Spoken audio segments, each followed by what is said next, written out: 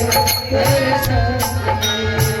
श्याम संग राधा नाचे, मैं भी नाचूंगा तेरे संग में, तेरे संग में।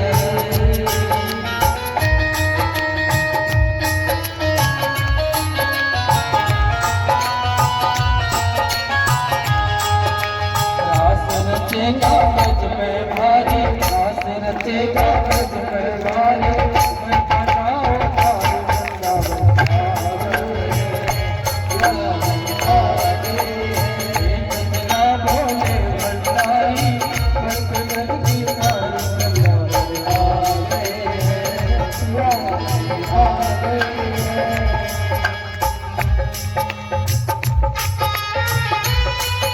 कैसे ले जाऊं तुम्हें रास में, तुम्हें रास में।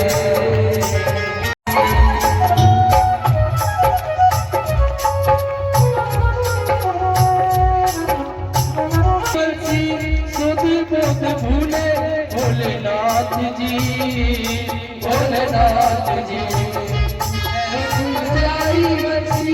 सुध बुध भूले भोलेनाथ जी, भोलेनाथ जी। सर से सरक गई सब सारी, सर से सरक गई सब सारी, मुस्कुराए गिरधारी।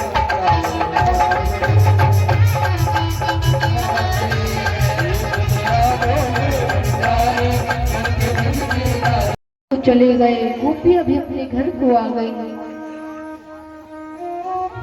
आज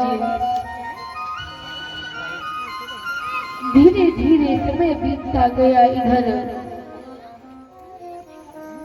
जो कंस था वह इसी चिंता में बैठा था कि मेरा काल क्या कर रहा हो। अपने पुत्र को तो उधर ले गए और उनकी पुत्री को इधर ले आए। अब इतना सुनकर कंस ने तुरंत तलवार निकालने कहा, आज उन दोनों को मैं जीवित नहीं छोड़ूंगा, आज ही उनको खत्म कर दूंगा। जब इस तरह से कहा तो नारद जी ने कहा, अरे कंस अभी शांत हो जाओ, यदि अभी तुमने कुछ कर दिया तो वह कृष्ण और बलराम तुम्हें मार देते। बोले गुरुदेव फिर क्या किया जाए? बोले जब तक उनके माता पिता जीवित हैं तो वह दोनों के दोनों अपने माता पिता से मिले। भी ग्वालवाल से वह भी छोटे छोटे आ गए। बोले कृष्ण बलराम जहाँ जाएंगे वहां हम जाएंगे, अकेले नहीं जाने देंगे। तो उन्होंने कहा कि आप सब चलो। अब जब इतना कहा तो सुंदर सा रथ सजाया गया।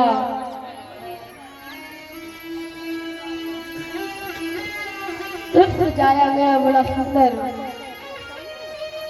उस रथ के ऊपर कृष्ण और बलराम बैठे और वह दोनों जैसे ही बैठे, जैसे ही वृंदावन की तलहटी को उन्होंने पार करना चाहा, तभी उधर अनेक प्रकार की गोपियों ने आकर भगवान को घेर लिया। बोले कहाँ जा रहे हो?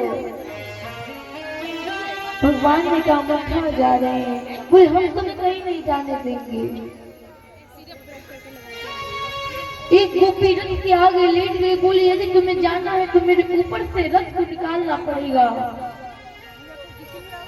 गोपियों ने आज घेर लिया भगवान को, नीचे उतार दिया रथ से। तुम्हें कहीं नहीं जाने देंगे, तुम यही रहोगे। पहले एक व्यक्ति आया, उसको तो बलराम भैया ने एक ही बार में निपटा दिया। फिर दूसरा आया, उसको भी भगवान ने मार दिया। कंस कहते हैं कि करके क्या जाते, इकट्ठे जाओ। सारे इकट्ठे टूट पड़े। उधर जितनी भी महिलाएं बैठी थी सब उठ के जाने लगी। बोले हमसे नहीं देखा जाएगा। एक छोटे से बच्चे के ऊपर इतने बड़े बड़े विशाल इतने असुर टूट पड़े। बेचारा बच्चे का क्या होगा।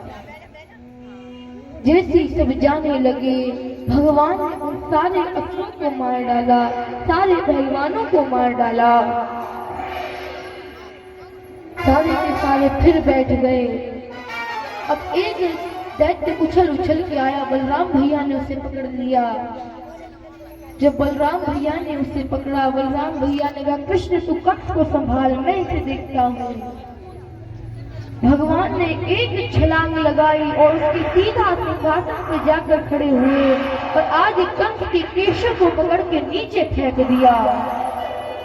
जैसे ही नीचे फेंका कंस चिल्लाने लगा, रे छोड़ छोड़ छोड़। भगवान ने कहा, याद कर उस दिन को जब तूने मेरी माता के केशव को पकड़ के पटका था। मैं भी ऐसी कह रही थी, वीरे छोड़ छोड़। तूने छोड़ा? केशव को पकड़ के नीचे ले आए और उछल के मुश्तिक बनाकर जैसे ही छाती पे प्रहार किया, कंस का भी आज उद्धार हो गया। आज कंस का भी भगवान ने उद्धार कर दिया। जैसे उद्धार किया, सारे के सारे अगल बगल के लोग उठकर खड़े हो गए, तालियां बजाने लगे, बड़े खुश हुए। बोले आज कंस का साया इस मथुरा से हट गया।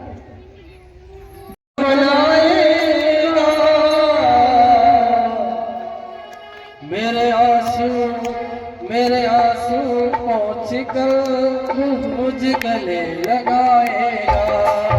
मेरे आंसू पहुँच कर मुझ गले लगाएगा।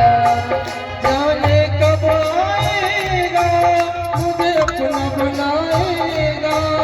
जाने कब आएगा मुझे अपना बनाएगा। मेरे आंसू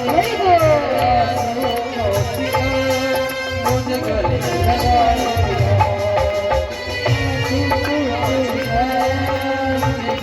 लगाएगा। कब आएगा मेरा सावरिया, कब आएगा मेरा सावरिया, कब आएगा मेरा सावरिया, कब आएगा मेरा सावरिया।